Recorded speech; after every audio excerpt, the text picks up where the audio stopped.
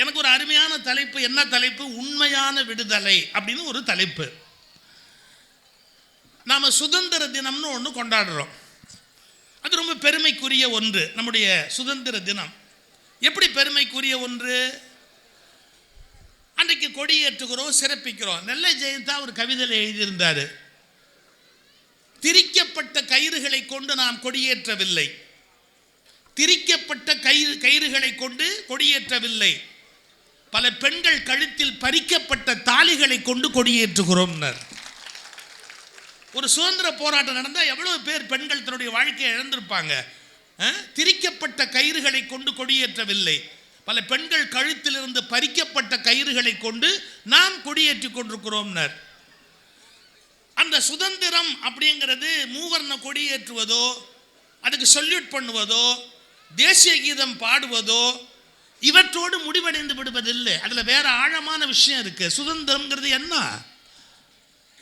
என்னை யாரும் அடிமைப்படுத்த முடியாது என்ற உணர்வும், யாரையும் அவமரியாதை செய்யாத உணர்வும், பலவிதமான அடக்குமுறைகளிலிருந்து தன்னை பாதுகாத்துக் கொள்ளுகிற துணிவும், வாழ்க்கை முழுவதும் நான் ஒரு லிஸ்ட் போட்டா, பயத்திலிருந்து விடுதலை, வறுமையிலிருந்து விடுதலை, துன்பத்திலிருந்து விடுதலை, நேற்றிலிருந்து விடுதலை. நேற்றிலிருந்து இன்று விடுதலையாகி இருப்பதே பல பேரால் முடியாது. இன்னும் பல பேர் பிணங்களைப் போல் நேற்றை பற்றிய சுமைகளையே மனதில் வைத்துக் கொண்டு கவலைப்பட்டுக் கொண்டிருப்பார்கள். நேற்றிலிருந்து விடுதலை, தன்னுடைய எண்ணங்களிலிருந்து விடுதலை, பலவேறு குருமார்களிடமிருந்து விடுதலை, இன்னும் பலவிதமான சிக்கலில் இருந்து விடுதலை. இப்ப விடுதலை என்பது ஒற்றை வார்த்தை அல்ல, அது வாழ்க்கை முழுதும் நிரந்தரமாக நடந்து கொண்டே இருக்கிற ஒரு போர். Every second. சில பேருக்கு மனைவியிடமிருந்து விடுதலையே பெரிய கஷ்டம், நண்பனிடமிருந்து விடுதலைங்கிறது பெரிய கஷ்டம், தன்னுடைய முதலாளிகிட்டேருந்து விடுதலைங்கிறது பெரிய கஷ்டம். யோசிச்சு பாருங்க, எத்தனை விதமான பந்தங்களை நம்ம மாட்டிக்கொண்டு கஷ்டப்படுறோம். நம்ம என்ன சொல்லுவோம் தெரியுங்களா? நம்மளை யாரோ அடக்கி வச்சிருக்கிறாங்க, அவங்க தான் என்னை பிடிச்சி வச்சிருக்கிறாங்க, அவங்க தான் என்னை கட்டி வச்சிருக்கிறாங்கன்னு இந்த நினைப்பிலேருந்து வெளியே வரணும். அதுதான் எண்ணங்களிலிருந்து விடுதலை. எப்படி சார்? அப்படி பாருங்க, ஒரு சின்ன உதாரணம். இது ரொம்ப ஞானமயமான ஒரு உதாரணம். ஒரு ஞானி தெரு வழியாக போயிட்டு இருந்தார். இப்படி ஞானி எல்லாம் தெரு வழியாக தான் போகணுமே ஒழிய மடம் ஆசிரமம் வச்சு உயிரை எடுக்கப்படாது. ஏன்னா மடத்துக்குள்ளே போயாச்சுன்னு சொன்னால் அவன் ஞானியாக இருக்க முடியலைங்கிறது தான் இது பெரிய சிக்கல். இப்போ வேற கேமரா எல்லா இடத்துலையும் வச்சிடறான், பெரிய பிரச்சனையாக போகுது. இந்த செல்ஃபோனை கண்டுபிடிச்சோன்னா கொன்னே போட்டால் கூட தப்பு கிடையாது.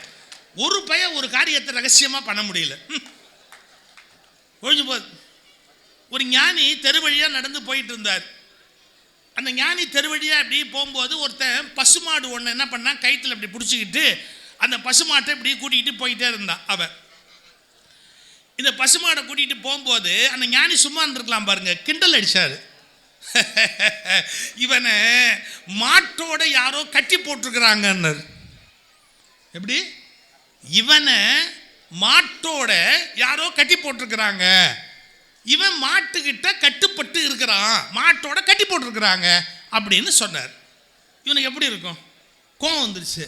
ஓ இன்னும் உளர்ற, நான் தான் மாட்டை பிடிச்சிக்கிட்டு போகிறேன், மாடு தான் என்கிட்ட கட்டுப்பட்டு இருக்குதே ஒழிய நீ சொல்கிற மாதிரிலாம் ஒன்றும் கிடையாதுன்னு, என்ன யாரும் மாட்டோட கட்டலை அப்படின்னா. உடனே அந்த ஞானி சொன்னார், எங்கள் கைத்தை விடு, கைத்தை விடு அப்படின்னார். இவன் விட்ட உடனே மாடு ஓட ஆரம்பிச்சது. இவன் துரத்திக்கிட்டே ஓடணும். ஐயோ ஐயோ மாடு ஓடுதுன்னா, பத்தியா அதோட உன்னை கட்டி போட்டதால தான் அது பின்னாடி உன்னை இழுத்துக்கிட்டே போகுது. இப்போ உன்னை கட்டி போடலைன்னா நீ இங்கே நின்றுப்பியன்னார். இது ரொம்ப ஆழமான விஷயம். பசுவை கயிற்றால் கட்டுகிறீர்கள், ஆனால் பசு உங்களை உங்கள் ஆசையால் கட்டி விடுகிறது. இது என்னோடது, நான் இதை விட முடியாது அப்படிங்கிற எண்ணத்தினால அது நிஜமாவே உங்களை கட்டிடுது. கட்டப்பட்ட கயிற்றை அவிழ்த்து விடலாம், ஆனால் மனதில் ஏற்பட்டு விட்ட ஆசையை ஒருபோதும் உங்களால் அழிக்க முடியாது. இப்போ யோசிச்சு பாருங்க, எது வலிமையான கட்டு? அதனால்தான் லலிதா சகசரநாமம்னு ஒரு நூல் இருக்கு. அம்பிகையை சொல்வது வடமொழியில் ஒரு வார்த்தை வரும், பந்த மோச்சினி அப்படின்னு ஒரு வார்த்தை இருக்குது. பந்த மோச்சனின்னா கட்டுக்களில் இருந்து விடுவிப்பவள் அப்படின்னு பொருள். மனிதர்கள் ஏதோ ஒரு வகையில் கட்டப்பட்டிருப்பார்கள். அப்படி கட்டப்பட்டிருக்கிற வரையில் அது விடுதலையாக இருக்க முடியாது. இப்போ ஒரு ஒரு நான் சில சம்பவங்கள் சொன்னால் தான் எளிமையாக புரிஞ்சுக்க முடியும். நீங்கள் ஏதோ ஒன்றில் கட்டுப்பட்டு நிற்கிற வரையில் கட்டுப்பட்டல்ல ஏதோ ஒன்றில் கட்டப்பட்டு இருக்கிற வரையில் விடுதலையின் இன்பத்தை உங்களால் நுகர முடியாது. எதை நோக்கியும் உங்களால் நுகர முடியாது. எதை நோக்கியும் உங்களால் நகர முடியாது. ஒரு 4-5 காலேஜ் பசங்க தன்னோட படித்தவனுக்கு கல்யாணம்னு அவன் வீட்டுக்கு போனாங்க. கல்யாணத்துக்கு செலிப்ரேட் பண்ணுறதுக்காக போனாங்க. என்ன பண்ணுவாங்க? ராத்திரியெல்லாம் வெத்தலை பாக்கு எடுத்து கொடுப்பாங்களா? தேங்காய் எல்லாம் பையில் போட்டு கொடுப்பாங்களா? அதெல்லாம் ஒரு காலம். இப்பெல்லாம் 2 விஷயந்தான், 2 முடிஞ்சு போச்சு. எம்எல்லாம் உள்ளே போகும், சீட்டு வாங்கி ஆடணும். என்ன இந்த மாதிரி கல்யாணத்துக்கு போன எவனுமே முகூர்த்தம் அட்டன் பண்ணதே கிடையாது. ஏன்னா அது வரைக்கும் இங்கேயே உட்காந்து ஆடிக்கிட்டு அப்படியே எல்லாரும் மொத்தமாக விழுந்துருவான், முகூர்த்தமே முடிஞ்சு போடும். இவனுங்க என்ன பண்ணாங்க, ராத்திரி நல்லா குடிச்சுட்டு எல்லாருமா ஆடிக்கிட்டு பாடிக்கிட்டு சீட்டெல்லாம் ஆடிக்கிட்டு இருந்தானுங்க பாருங்க. அது ஒரு பௌர்ணமி நிலா. உடனே ஒருத்தன் பார்த்தான், ஆஹா நிலம் அருமையாக இருக்குதுடா, வாங்கடா வெளியில் போய் ஆத்தங்கரை ஓரமாக உலாத்தலாம். நீங்கள் திருவாரூர் ஆறெல்லாம் ஓடுற ஓடு இல்லையா, அது மாதிரி அவன் ஆத்தங்கரை ஓரமாக போய் உலாத்தலான்னு ஆத்தங்கரைக்கு போனான். அங்கே பார்த்தா ஒரு படகு நிற்கிது. இதில் ஏறி உட்காந்து நம்ம துடுப்பு போட்டு பாடிக்கிட்டே போனால் எப்படி இருக்கும்னு இந்த பசங்க குடிச்ச பசங்க எல்லாரும் 6 பேர் ஏறி படகுல உட்காந்து துடுப்பை வலிக்கிறான். விடிய துடுப்பை வலிச்சிட்டு காலையில் எந்த ஊருக்கு வந்தோம்னு பார்த்தா அதே ஊரில் நிற்கிறான். எங்கேயுமே போல. கதையை முடிச்சிட்டான். படகு கட்டப்பட்டு இருந்ததுன்னா. ஒரு படகை கைத்தை போட்டு அதை துறையில் கட்டிட்டான் அப்படின்னா நீ எவ்வளவு துடுப்பு போட்டு எங்க படகு நகர்ந்திருக்கும்? நான் சொன்னது உபகதை அல்ல நண்பர்களே, அதுதான் வாழ்க்கை. பல பேர் ஏதோ ஒன்றில் தன்னை பந்தப்படுத்தி கட்டி கொண்டு விட்டதால் வாழ்க்கை முழுவதும் அவர்களால் முன்னேற முடிவதே இல்லை. ஏதோ உள்ள கட்டிடுவாங்க தன்னை கொண்டு போய். அது எதுவோ வேணாலும் இருக்கலாம். அது குடும்ப பற்றா இருக்கலாம், இல்லை சமய பற்றா கூட இருக்கலாம், இல்லாட்டி வேற ஏதோ ஒரு தவறான ஒரு பழக்க வழக்கமாக இருக்கலாம். ஏதோ ஒன்றில் தங்களை கட்டிவிட்டவர்கள் அதிலிருந்து விடுதலையாகவே முடியாது. அதனால் வாழ்க்கையில் முன்னேறவே முடியாது. ஒரு உண்மையான ஒரு ஞானத்தை பெற்ற ஒருவன் மட்டும்தான் தன்னுடைய அக விடுதலையையும் புற விடுதலையையும் அனுபவிக்க முடியும். விடுதலை 2 இருக்கு, அக விடுதலை, புற விடுதலை. அது என்ன புற விடுதலை? பிரிட்டிஷ்காரங்க நம்மளை ஆண்டாங்க, நம்ம அவங்ககிட்டேருந்து சுதந்திரம் வாங்கிட்டோம். ஆனால் முழுக்க நம்மளால் சுதந்திரம் வாங்க முடிஞ்சதா? முடியல. அவங்க விட்டுட்டு போன பேண்ட் ஷர்ட்டை நம்மளால் விட முடியல. அவங்க கொடுத்த கிராப் நம்மளால் விட முடியல. அவன் கொடுத்துட்டு போன கேலண்டரை நம்மளால் விட முடியல. அவன் கொடுத்துட்டு போன எத்தனையோ விஷயங்களை நம்மளால் விடவே முடியல. நல்லா யோசிச்சு பாருங்க. இந்த இடத்துலேருந்து நீங்கள் வெளியே போனால் கூட இங்கிலீஷ்காரன் இன்னும் நம்மளை ரூல் பண்ணிக்கிட்டு தான் இருக்கிறான். ஏன்னா நீங்கள் யூஸ் பண்ணுற பேஸ்ட்டு கது இது எல்லாம் அவன் கம்பெனி. எத்தனையோ விஷயம் நீங்கள் அவனுக்கு வேறு வகையில் நிரந்தரமான அடிமை ஆயிட்டீங்க. நல்லா யோசிச்சு பார்த்தோம்னா அவன் என்றைக்கோ 1947 ஆகஸ்ட் 15 கொடி ஏற்றிட்டு அந்தாண்ட போயிட்டான். ஆனால் பிரிட்டிஷருடைய பலவிதமான ஆளுமையிலிருந்து நம்மளால் விடுதலை பெறவே முடியல. நல்லா இதை புரிஞ்சுக்கிட்டா தான் நாம் விடுதலை தினத்தை கொண்டாட முடியும். சார் ட்ரம்ப் அமெரிக்காவுக்கு ஆட்சிக்கு வந்தோடனே இங்கே பல பேர் குயோ முறையோன்னு வயிற்றில் அடிச்சுக்கிறான் சார். ஏன்டான்னா அமெரிக்கா போக முடியாதுன்னா. உனக்கு வெக்கமா இல்லை? இந்தியாவில் வாழ முடியலைன்னா தானே அமெரிக்காவுக்கு போகணும். இந்த இந்தியாவே நல்ல வளமுடைய ஒரு நாடாக இருந்தால் எதுக்கிட்ட அமெரிக்காவில் போய் வேலை பார்க்கணும்? ஒரு மானம் வேணுமா வேணாமா? ஒரு மான உணர்ச்சி வேணுமா வேணாம்? என் நாடு வளமாக இருக்க வேண்டாமா? நான் போய் அடுத்த நாட்டில் கூலியாக உட்காந்துருக்கணுமா? எதுக்கு அவசியம்? என் நாட்டிலே நான் வளமாக வாழ முடியும், இந்த நாடு வளரணுங்கிற எண்ணம் இருக்கணுமா? ஐயோ ட்ரம்ப் வந்துட்டாராம், இனிமே விசா கிடைக்காதான் அப்படின்னு. அவன் நாட்டு தேர்தல் உன்னை பாதிக்கணுமா? நீ தான் உன் நாட்டு தேர்தலே உன்னை பாதிக்காதபடி இருக்கிறவன் தானே. அவன் நாட்டு தேர்தல் உன்னை பாதிக்குதுன்னா இது எவ்வளோ பெரிய அடிமைத்தனம் யோசிச்சு பாருங்க. அங்கே ட்ரம்ப் வந்துட்டா தப்பு, அங்கே கனடாவில் ட்ரூடோ ரிசைன் பண்ணிட்டா தப்பு, பிரிட்டனில் பொருளாதாரம் சரியில்லைன்னா தப்பு. எவ்வளவு தூரத்துக்கு நம்ம பந்தப்பட்டிருக்கிறோம் பாருங்க. நம்ம நம்முடைய சுதந்திரமான உணர்வோடு இருக்கிற மாதிரி எவன் கேட்டால் எனக்கு என்னடா, நான் நல்லா சௌரியமாக இருப்பேன் இந்த நாட்டில் அப்படிங்கிற மாதிரி இந்த நாட்டுடைய சுய பலத்தில் நிமிர்ந்து வாழக்கூடிய ஒரு எண்ணத்தை நம்ம பெற்றிருக்கிறோமா? ஆக ஏதோ ஒன்றில் நாம் பந்தப்பட்டிருக்கிறோம், ஏதோ ஒன்றில் நாம் இன்னொருவரோடு பின்னப்பட்டு இருப்பதாலே அதிலிருந்து வெளியே வர முடியாத துன்பத்தில் இருக்கிறோம். ஆனால் நம்ம எப்படிப்பட்ட ஆள் தெரியுங்களா? சொல்கிற போது மட்டும் வீர ஆவேசமாக நான்லாம் விடுதலை, பிரமாதமான விடுதலை, அதை நோக்கி போவேன், எனக்கு ஒருபோதும் அடிமையாக இருக்க மாட்டேன். பொய் பொய் பொய் பொய் பொய் பொய். ஏதோ உனக்கு அடிமையாக இல்லாதவன் எவனுமே இல்லை. இந்த கிளியை வளர்த்து பழக்கப்பட்டவங்களுக்கு தெரியும். கிளியை நீங்கள் கூண்டில் போட்டு முதல் கொஞ்ச நாள் அதை பறக்காமல் இருக்கிறதுக்கு ஒரு காரியம் பண்ணணும். நான் அதை சொல்லி கொடுத்துட்டு போகிறேன்னு தப்பாக நினைக்காதீங்க, படித்தது தான். ரெக்கையை வெட்டி விட்டுருவாங்க. அது பறந்து போகக்கூடாது அப்படிங்கிறதுக்காக ரெக்கையை வெட்டி விட்டுருவாங்க, இறகை வெட்டிடுவாங்க. அது தத்தக்கான வீட்டுக்குள்ளேயே நடந்துக்கிட்டு இருக்கும், இங்கேயே இருக்கும், பறக்க முடியாது. ஏன்னா ரெக்கை இல்லை, அதனால பறக்க முடியாது. ஆனால் ஒரு ஆச்சரியம் சொல்லட்டுமா, 6 மாதம் கழிச்சு ரெக்கை வந்ததுக்கப்புறம் அது பறக்காது. ஏன்னா பறக்க முடியாதுங்கிற தாட் வந்துருச்சு, அதுக்கு தெளிவாக வந்துருச்சு. இறகுகள் வளர்ந்த பிறகும் நம்மால் பறக்க முடியாது என்ற எண்ணத்திலிருந்து அந்த கிளியால் விடுதலை அடைய முடிவதில்லை. மீண்டும் சொல்லுகிறேன், சுதந்திரம் வந்த பிறகும் கூட பலரால் இந்தியாவிலேயே வாழ முடியும் என்ற எண்ணம் இன்னும் வரவில்லை என்றால் அந்த கிளிக்கும் உங்களுக்கும் என்ன வித்தியாசம் இருக்கிறது? ஏன் எண்ணத்தால் நம்ம அடிமை ஆயிட்டோம். அவன் இல்லைன்னா நம்ம வாழ்க்கை போயிடும், அவனுடைய ஆதரவு இல்லைன்னா நம்முடைய வாழ்க்கை போயிடும். அதை அத்தனையும் தாண்டி நிற்கணும். ஒரு கிளி கத்துச்சு, எனக்கு சுதந்திரம் வேண்டும், கூண்டுக்குள்ள உட்காந்து எனக்கு சுதந்திரம் வேண்டும், விடுதலை வேண்டும், எல்லாம் கிளி கத்துச்சு. ஒரு பெரிய மனுஷன் பார்த்தான், என்னடா அந்த கிளியோட ஒரே பேசும், கிளி நல்லா பேசும், என்னடா இப்படி கத்துது அப்படின்ட்டு கூட்ட திறந்தான். வா சனினே வா வா, இந்தா வெளியில் தானே போகணும், போ அப்படின்னு. அது வெளியில் வந்தது, இப்படி வந்தது, இப்படி வந்தது, இப்படிலாம் பார்த்துட்டு எனக்கு விடுதலை வேண்டும் வந்துருச்சு, மறுபடியும் உள்ளே போயிடுச்சு. அவனை பரிதாபமாக பார்த்தது, கதவை சாத்து. இதுக்கு கூண்டோட கதவை சாத்தன். தப்பாக நினைக்காதீங்க, நம்மில் பலரும் அந்த மாதிரி ஒரு பயத்தில் இருக்கிறோம். எவ்வளவு பேர் வந்து நம்மை விழிப்படைய செய்தாலும் மீண்டும் இருளுக்குள் புகுந்து கொண்டு ஒரு பயத்தில் வாழத்தான் நமக்கு தெரியுமே ஒழிய, எல்லாவற்றிலே இருந்தும் பயத்தை விடுதலை செய்துவிட்டு சுதந்திரமாக வாழக்கூடிய உண்மையான விடுதலை இன்னும் மனித வர்க்கம் பெறவில்லை. எதிர்காலம் பற்றிய பயம், ஃபியர். ஓஷோ எழுதுறாரு புத்தகத்தில், என்னன்னா என்டையர் ஹியூமன் சொசைட்டியை ஆட்டி படைப்பது எது அப்படின்னா ஃபியர், பயம். நாளைக்கு என்ன ஆகுமோ, எதிர்காலம் என்ன ஆகுமோ. சார் நம்ம ஊரில் 108 வயசானவங்க கூட சொல்கிறான் எதிர்காலம் என்ன ஆகுமோன்றான். என்ன ஆகணும், என்ன ஆகணும்? கடந்த காலமே சரியில்லை, எதிர்காலம் என்ன ஆகுமோன்னு கவலையாக இருக்குது அப்படின்னா கொஞ்சம் யோசிச்சு பாருங்க. எந்நேரமும் ஒரு ஃபியர்லேயே எப்படி வாழ்க்கையை நடத்த முடியும்? ஃபியர்லெஸ், அச்சமற்ற ஒரு வாழ்க்கை. அதுதான் உண்மையான மன விடுதலை. மனம் விடுதலையாக இருக்கிறது என்பதற்கு அதுதான் ஒரு அடையாளமாக இருக்க முடியும். இப்போ இன்னும் கொஞ்சம் மேலே போகலாம். சுதந்திரம் என்பதை அனுபவிக்க வேண்டும் என்று நினைப்பவருக்கு ஒன்று சொல்லிக் கொள்கிறேன். இந்த உலகத்தின் அமைப்பே நீங்கள் பூரணமான விடுதலைக்கு செல்ல விடாதபடி பல தடைகளை விதித்திருக்கிறது. தி என்டையர் சொசைட்டி இருக்குல்ல, அது மட்டும் இல்லை, சிஸ்டம். பாருங்க, ஹசரத் அலி அப்படின்றவர் நபிகளுடைய ஒரு அருமையான தொண்டர்.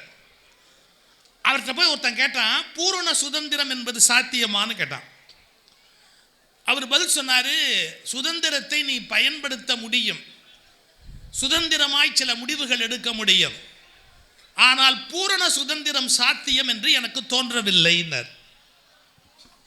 ஏன் என் லைஃப் நான் முடிவு பண்ண முடியாதா, பூரணமாக சுதந்திரமாக இருக்க முடியாதா அப்படி டக்குன்னு அவன்கிட்ட கேட்டாரு. அவன் நின்றுக்கிட்டு இருந்தான், காலை தூக்கு காலை தூக்கு அப்படின்னார். உடனே வலது காலை அப்படி தூக்கிட்டான். தூக்கின உடனே வலது காலை தூக்கிட்டான். சொன்னார், இடது காலை தூக்கு. எங்க வலது காலை தூக்குனதுக்கு அப்புறம் இடது காலையே தூக்குறதுக்கு நான் என்ன இழிச்சுவேன்? வலது காலை தூக்குனா தூக்கிடலாம், நான் காலை தூக்குன்னு தான் சொன்னார். வலது காலை தூக்குனதுக்கு அப்புறம் இப்போ இடது காலை தூக்குனா முடியாது. சொன்னார், காலை தூக்கு என்று நான் சொன்னபோது உனக்கு சுதந்திரம் இருந்தது, அது எந்த கால் என்று நீ முடிவு செய்து கொண்டாய். ஆனால் வலது காலை உயர்த்திய பிறகு இடது காலை உயர்த்த முடியாது என்று பந்தப்பட்டு விட்டாய். ஒரு ரெஸ்ட்ரிக்ஷன் வந்துடுது. எல்லா சுதந்திரங்களும் ஒரு விதமான கட்டுப்பாட்டை நம் மீது திணிக்கின்றன. நீங்கள் எப்பெல்லாம் சுதந்திரத்தை எக்ஸசைஸ் பண்ணுறீங்களோ, உங்களுடைய விடுதலை உணர்வை பயன்படுத்துகிறீங்களோ, உடனடியாக அது ஒரு கட்டுப்பாட்டை வந்து நம்ம மேலே திணிச்சிடும். நீங்கள் இந்த ஸ்கூலில் போய் ஜாயின் பண்ணிட்டீங்க அப்படின்னு முடிவு பண்ணிட்டீங்கன்னா யூனிஃபார்ம் அதுதான். நீங்கள் இந்த ஸ்கூலில் போய் ஜாயின் பண்ணிட்டீங்க அப்படின்னா அது தமிழ் மீடியம் தான். நீங்கள் இந்த ஸ்கூலில் போய் ஜாயின் பண்ணிட்டீங்க அப்படின்னா ப்ரேயருக்கு கண்டிப்பாக போயாகணும். ஸோ நீங்கள் என்ன முடிவு பண்ணிட்டாலும் ஃபஸ்ட்டு வேணால் ப்ரையாரிட்டி உங்களுக்கு இருக்குது, நான் சூஸ் பண்ணுற வரைக்கும் இருக்குது. Once I apply my free will, என்னுடைய சுதந்திர எண்ணத்தை ஒரு முறை நான் பயன்படுத்தி விட்டால் அதனாலேயே நான் அடிமையாகி விடுகிறேன். இந்த புரிதல் வந்துருச்சுன்னு வச்சுக்கோங்க, எல்லாத்திலேருந்து எப்படி விடுதலை ஆகிறது, பூரணமான விடுதலை என்பது எப்படி சாத்தியம் என்பதை பற்றி நாம் யோசிக்க தொடங்குவோம். ஆனால் இது ஒரு இயல்பு சார், உயிரின் இயல்பு சார். மகாபாரத கதையில் ஒரு அருமையான காட்சி வரும். பாஞ்சாலியை 5 பேரும் சூதில் வச்சு தோத்து அடிமையானதுக்கு அப்புறம் அவ சபதம் பண்ணுவா, கோபத்தில் சபதம் பண்ணுவா, இந்த பீமனோட இந்த துரியோதனுடைய ரத்தம், துச்சாதனுடைய ஆக்கை ரத்தம் எல்லாத்தையும் பூசி தான் நறுங்குழல் முடிப்பேன் அப்படின்னு ரொம்ப கோபத்தில் சபதம் பண்ணுவா திரௌபதி. அது நேரம் வரைக்கும் ஏதோ விளையாட்டு மாதிரி இருந்து பேசாமல் இருந்த திருதராஷ்டிரம் சொன்னான், துரியோதன அப்பன் திருதராஷ்டிரம் சொன்னான், ஐயோ நான் என்னமோ சூது விளையாடுறீங்கன்னு கொஞ்சம் நேரம் சும்மா இருந்துட்டேன், ஆனால் அது இவ்வளோ விபரீதமாக போகும்னு எனக்கு தெரியாது. அம்மா கோச்சிக்காத வா, நீ என்ன கேட்குறியோ வரங்கள் நான் தர்றேன், நீ உனக்கு எவ்வளவு வரம் வேணாலும் கேளுமா, தயவுசெய்து வரத்தை கேட்டுக்கோ, நீ சௌக்கியமாக அந்த இடத்த விட்டு போ அப்படின்னா. அவள் உடனே ஒரு வரம் கேட்டா. என்ன கேட்டா தெரியுங்களா? இவர்கள் 5 பேரும் அடிமைகள் இல்லை என்று விடுதலை செய். 4 பேர், இவர்கள் 4 பேர். தருமனுக்கு தனி இடம் கொடுத்தா, ஏன்னா முதல்ல வச்சு ஆடினவன். தருமன் அடிமை இல்லை என்று விடுதலை செய். இந்த 4 பேரும் அடிமை இல்லை என்று விடுதலை செய். 2 வரம் கேட்டார். தந்தேன் தந்தேன் தந்தேன்னா. அதோடு சொன்னா போதும், மற்றதெல்லாம் நாங்கள் பார்த்துக்குவோம். ஏம்மா தருமன் அடிமை இல்லைன்னு நீ விடுதலை வாங்கிட்ட, 4 பேரும் அடிமை இல்லைன்னு விடுதலை வாங்கிட்டு, நீ அடிமை இல்லைன்ற வரம் என்னை கேட்டால் கொடுக்க மாட்டேனா? நான் அடிமை இல்லைன்னு சொல்லி நீ வரம் கேளுமா, கொடுக்குறேன்னா. அவள் ஒரு பதில் சொன்னா பாருங்க, என்னை யாராவது அடிமையாக ஆக்கி இருந்தால் தானே நான் விடுதலையே கேட்க வேண்டும், என்னை அடிமையாக்குற தகுதி எவனுக்கும் இல்லை. அவள் சொன்ன வார்த்தை, என்னை அடிமையாக்குற தகுதி எவனுக்கும் இல்லை, இன்க்ளூடிங் மை ஹஸ்பண்ட். முதல்ல பெண்ணியத்தில் ரெவல்யூஷனை பேசினவா அவ. என்னை வச்சு ஆடுறதுக்கு அவர் ரைட் இல்லை, ஏன்னா I am not is property. நான் என்ன உடைமையா? என்னை வச்சு ஆடுறதுக்கு அவருக்கு ரைட்ஸ் இருக்கா? நான் என்ன உடைமையா? நான் உயிர் பொருள். அப்போ என்னை பற்றிய முடிவுகளை நான் எடுக்கலாம், அவர் என்ன எடுக்கிறது? என்னை பற்றி சூதாட்டத்தில் வச்சு பணம் ஆடுறதுக்கு நான் அடிமையே இல்லாத போது விடுதலை வேண்டும் என்று ஏன் கேட்க வேண்டும்? மற்றவற்றை நாங்கள் பார்த்து கொள்வோம்னு சொல்லிட்டு அந்த இடத்த விட்டு போனா. இங்கே கவனிக்க வேண்டிய விஷயம் என்ன தெரியுங்களா? உங்களை பற்றிய பிறரது அபிப்பிராயங்கள் உங்களை அடிமைப்படுத்துவதில்லை, உங்களை பற்றிய உங்களுடைய அபிப்பிராயங்கள் தான் உங்களை அடிமைகளாக வைத்திருக்கின்றன. சார், என்ன ஒருத்தர் அடிமைப்படுத்தணும்னு நினைச்சா நான் ஏன்டா உனக்கு அடிமையா இருக்கணும்னு கேட்கணுமா இல்லையா? என்ன ஒருத்தர் அவமானப்படுத்தினா நீ யாரா என்ன அவமானப்படுத்துறதுக்கு கேட்கணுமா இல்லையா? அவங்கோ என்ன அடிமைப்படுத்தலாம் நியாயங்கோன்னு கை கட்டிக்கிட்டு நின்னா எவன் காப்பாத்துறது? அப்போ விடுதலை என்பது, நல்ல கவனிங்க, விடுதலை என்பது பிறர் கொடுத்து பெறுவதல்ல, நாம எடுத்துக்கொள்வது. ஐ டிக்ளேர், ஐ டிசைட், நான் அறிவிக்கிறேன், நான் விடுதலையானவன். இந்த உணர்வு மனசில் இருக்கணும். இன்னொருத்த விடுதலை ஏதாவது சொல்கிறான், ஆகஸ்ட் 15 இங்கிலீஷ்கார விடுதலை கொடுத்தான். ஆமாம், 3 வடைக்கு 4 வடை இலவசம்னு கொடுத்தான்ல. அவன் யாரு கொடுக்கறதுக்கு? நான் விடுதலையானவன் என்பதை நான் அறிவிக்கிறேன். இது பல பேருக்கு புரியல சார். எதுவாக இருந்தாலும் இன்னொருத்தர் கொடுக்கணும், இவங்களுக்கு பட்டமாக இருந்தாலும் இன்னொருத்தர் கொண்டாந்து கொடுக்கணும். இவங்க அறிவாக இருந்தால் கூட சார் சில விஷயத்துக்கு மேற்கோள் திருவள்ளுவர்லேருந்து இருக்குதா? இல்லை அது எதுக்குப்பா, அவரும் என்ன மாதிரி ஒரு மனிதர் ஒரு காலத்தில் சொன்னாருப்பா, இப்போ நான் உட்காந்து சொல்கிறேன் கேட்டுக்குப்பா. இந்த கிளாரிட்டி இருக்கணுமா இல்லையா? எதுக்கு எடுத்தாலும் மேற்கோள் வேணுமா? அதில் இருக்குதா, இதில் இருக்குதா, அதில் இருக்குதா? ஏன் மேற்கோள் கொடுக்கணும்? ஒரு விஷயம் சரியா தவறா என்பதை அந்த விஷயமே நிரூபிக்காதா? எல்லாத்துக்கும் ஒரு மேற்கோள் வேணுமா? ஏதாவது ஒரு நூல்லேருந்து மத நூல்லேருந்து மேற்கோள் காமிச்சதான் அது உண்மை பொய்ன்னு சொல்லணுமா? தன் பலத்தில் நிற்கக்கூடிய ஆற்றல் சத்தியத்துக்கு உண்டு, தன் பலத்தில் நிற்கக்கூடிய ஆற்றல் உண்மைக்கு உண்டு. நீ என்ன இதுக்கு எந்த மேற்கோள் நான் காட்ட வேண்டிய அவசியம் இல்லை, இது தப்புனா தப்பு தான். இந்த உணர்வு நமக்கு வரும். எனக்கு என்ன வருத்தம்னு கேட்டால், இந்த மக்களுடைய மனசில் அடிமைத்தனம்ங்கிறது போச்சா அப்படின்னா. பாரதி பாடினா 2 வரி கொன்னே போட்டான் பாரதி. என்று தனியும் எங்கள் சுதந்திர தாகம், தாகமாக இருக்கு, தண்ணி குடிக்கணும்னு ஒரு பரபரப்பு இருக்காதா? என்று தனியும் எங்கள் சுதந்திர தாகம். அடுத்த வார்த்தை, என்று மடியும் எங்கள் அடிமையின் மோகம். அடிமையா இருக்கிறதுக்கு ஆசைப்படுறான் சார் இவன். என்று மடியும் எங்கள் அடிமையின் மோகம். நான் ஒருத்தனுக்கு கீழே போய் நிற்கணும், அடிமையா நிற்கணும் அப்படிங்கிறத நான் மோகிக்கலாமா? நான் விரும்பலாமா? நானே அதை ஆசையாக நினைக்கலாமா? அவருக்கு எப்படியாவது நான் அடிமையாக இருந்தால் எனக்கு சந்தோஷம்னு நினைக்கலாமா? ஒரு சுதந்திரமான உணர்வுக்கு வர வேணாமா? சில பேர் சொல்கிறோம், எதுவாக இருந்தாலும் நான் ஜோசியரை கேட்காம செய்ய மாட்டேன், எதுவாக இருந்தாலும் எங்கள் சாமியாரை கேட்காம செய்ய மாட்டேன். உன்னை ஒரு பையன் காப்பாற்ற முடியாதுடா, உன்னை ஒரு பையன் காப்பாற்ற முடியாது. உனக்கு அறிவில்லை, சொந்த அறிவில்லை, அனுபவம் இல்லை, உன் குடும்பத்தில் மூத்தவங்க இல்லை, யோசிக்க தெரிய வேண்டாமா? படிக்க தெரிய வேண்டாமா? எதுவாக இருந்தாலும் ஜோசியர் சொல்லணும், என் குலகுரு சொல்லணும், என் சாமியார் சொல்லணும். எதுக்குடா சொல்லணும் அவங்க? நீ அறிவுடைய மனிதன் தானே, யோசிக்கலாம்ல. அவங்கள கேட்காம நான் ஒன்றும் செய்ய மாட்டேன், உன்னை காப்பாற்றுறது கஷ்டம். இந்த உணர்வு வரணும். நான் பெரியவங்களை மதிக்காதீங்கன்னு சொல்லலை, ஆனால் பெரியவங்கன்னு சொல்லி மேலே ஏறி காதை கடிக்காதீங்கன்றேன்.